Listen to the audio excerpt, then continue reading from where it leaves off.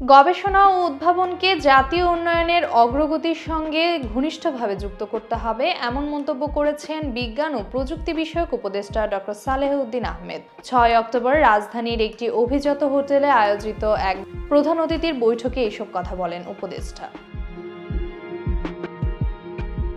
গবেষণা ও উদ্ভাবনকে জাতীয় উন্নয়নে অগ্রাধিকারের সঙ্গে ঘনিষ্ঠভাবে যুক্ত করতে হবে এমন মন্তব্য করেছেন বিজ্ঞান ও প্রযুক্তি বিষয়ক উপদেষ্টা ডক্টর সালেহ উদ্দিন আহমেদ। ৬ অক্টোবর রাজধানীর একটি অভিজাত হোটেলে আয়োজিত এক গোলটেবিল বৈঠকে প্রধান অতিথির বক্তব্যে তিনি এসব কথা বলেন।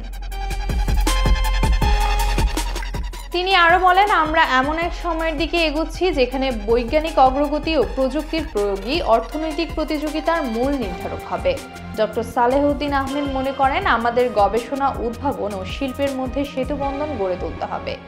গবেষণা ও উদ্ভাবনকে জাতীয় উন্নয়ন অগ্রাধিকারের সঙ্গে ঘনিষ্ঠভাবে যুক্ত করার উপরও গুরুত্বারোপ করেন তিনি।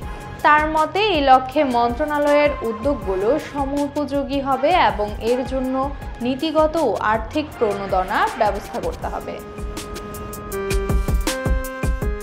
উপদেষ্টা মনে করেন, কৃষি, মৎস্য ও পশুপালন খাতে বিজ্ঞান প্রয়োগে সাফল্য এলেও অন্যান্য খাতে দেশ এখনও পিছিয়ে রয়েছে। তাই দেশের সামগ্রিক অর্থনৈতিক উন্নয়নে বিজ্ঞানীদের সঙ্গে নীতি নির্ধারক, সরকার ও গবেষণা প্রতিষ্ঠানের সমন্বয় বাড়ানো জরুরি। এই সময় নতুন নতুন উদ্ভাবন ও গবেষণার কাজে আরও বেশি মনোনিবেশ করতে বিজ্ঞানীদের প্রতি আহ্বান জানান বিজ্ঞান ও প্রযুক্তি বিষয়ক উপদেষ্টা।